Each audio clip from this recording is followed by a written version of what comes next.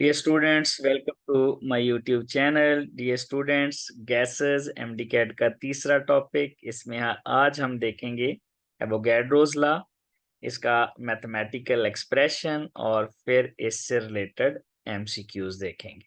Next lecture में हम Avogadro's law के ग्राफ देखेंगे। तो एवोगैड्रोस लॉ में वॉल्यूम और नंबर ऑफ मोल्स का रिलेशन डायरेक्ट होता है। इसमें हमारे पास टेम्परेचर और प्रेशर कांस्टेंट होते हैं, या हम यूं कह सकते हैं वॉल्यूम इक्वल टू के फॉर कांस्टेंट, या फिर वॉल्यूम और नंबर ऑफ मोल्स की जो रेशियो होती है वो कांस्टेंट क्वांटिटी होती है, बशर्ते कि यहाँ पर टेम्परेचर और प्रेशर कांस्टेंट रहे। अब दूसरे लफ्जों में ऐसे भी कह सकते हैं कि अगर वॉल्यूम इक्वल हो तो मोल भी इक्वल होते हैं, मॉलिक्यूल भी इक्वल होते हैं। यानी वॉल्यूम इक्वल है तो फिर मॉलिक्यूल्स भी equal. For example, V1 gas है, उसका वॉल्यूम V2, दोनों गैसेस के वॉल्यूम बराबर हैं, तो फिर दोनों गैसेस के नंबर ऑफ मॉलिक्यूल्स भी इक्वल आएंगे। तो ये एवोगैड्रोस लॉ है। अब इससे रिलेटेड हम देख लेते हैं एमसीक्यूज। पहला एमसीक्यू है 5 centimetre cube hydrogen gas has number of molecules. तो नंबर ऑफ मॉलिक्यूल्स बताने हैं, हमारे पास 500 सेंटीमीटर क्यूब गैस है। तो चूंकि एवोगैड्रो लॉ में हमारे पास वॉल्यूम और नंबर ऑफ मोल्स का रिलेशनशिप है, नंबर ऑफ मोल से हम मॉलिक्यूल भी निकाल सकते हैं। तो यहाँ पर हम निकालेंगे मॉलिक्यूल वॉल्यूम से। देखें, कुछ वैल्यूज ऐसी हैं जो आपने याद रखनी होती हैं। 22.4 डेसीमीटर क्यूब, 22.4 डेसीमीटर क्यूब में जो मॉलिक्यूल होते हैं वो एवोगैड्रो नंबर के बराबर होते हैं। ये वैल्यू फिक्स है, ये आपने याद रखनी है। इसी तरह अगर मैं इसको हाफ कर दूं तो 11.2 में जो मॉलिक्यूल होते हैं वो एवोगैड्रो नंबर का हाफ होते हैं, यानी 3 × 10⁻23 होते हैं।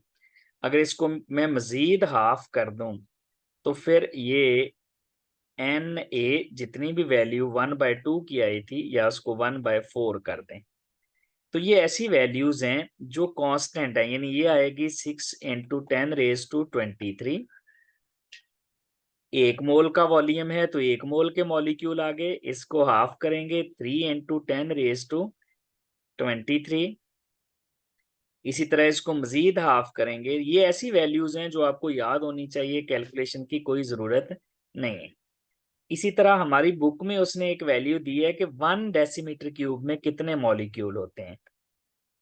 वैसे तो आप सॉल्व कर सकते हैं, 22.414 में एवोगैड्रो नंबर के बराबर है, तो 1 में इसको 22.414 से डिवाइड कर देंगे, लेकिन ये कैलकुलेशन कैलकुलेटर के बगैर मुश्किल हो जाएगी। तो 1 डेसीमीटर क्यूब वाली वैल्यू बुक में दी हुई है, ये भी आप याद कर लेंगे। ये होती है 2.68 10⁻23। ये है, ये वैल्यू है 1 डेसीमीटर क्यूब की। यानी 1 डेसीमीटर क्यूब अगर हमारे पास वॉल्यूम हो, अब 1 डेसीमीटर क्यूब कह सकते हैं 1000 सेंटीमीटर क्यूब, तो हमारे पास जो मॉलिक्यूल आते हैं वो आते हैं 2.68 10⁻22। अब आपसे 1000 सेंटीमीटर क्यूब यानी 1 डेसीमीटर क्यूब नहीं पूछा गया, बल्कि इसका हाफ पूछा गया है। तो जब आपको 1 डेसीमीटर क्यूब का पता चल गया, यानी 1000 सेंटीमीटर क्यूब का, तो फिर जितने के मर्जी निकाल सकते हैं। यानी अगर मैं इसको हाफ करके 500 करूंगा तो आप इसको भी हाफ कर देंगे।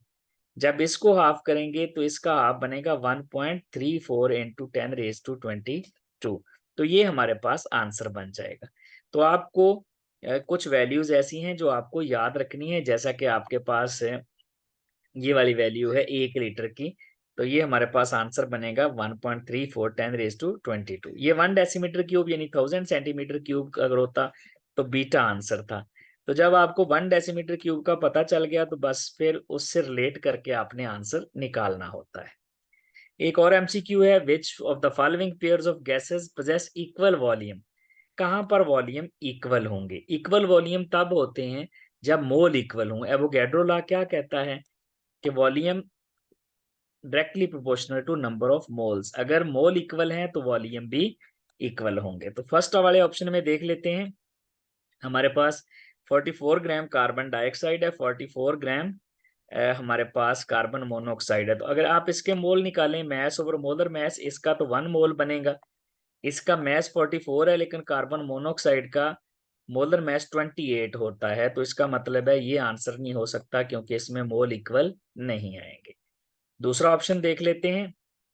दूसरा ऑप्शन है हमारे पास 16 ग्राम O2, 32 ग्राम मीथेन। 16 ग्राम अगर ऑक्सीजन को देखें तो 16/32 ये तो आधा मोल बनेगा, हाफ मोल, जबकि 32 मीथेन का मोलर मैस कितना होता है 16, तो यहाँ 2 मोल बनेंगे, एक आधा मोल है, दूसरे के 2 मोल हैं, तो इसका मतलब है यहाँ पर भी चूंकि मोल इक्वल नहीं है तो मॉलिक्यूल इक्वल नहीं आएंगे।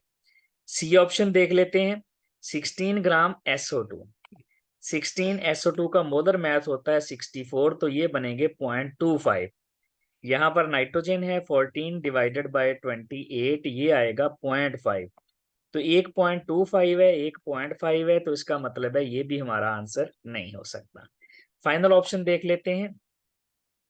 16 ग्राम O2, 16 ग्राम जो O2 है, 16 ग्राम O2 के मोल बनेंगे 0.5, और इसके भी मोल 0.5 हैं, तो अगर मोल इक्वल हैं तो फिर मॉलिक्यूल और वॉल्यूम भी इक्वल आएंगे, इसका मतलब है ये हमारा आंसर बन जाएगा।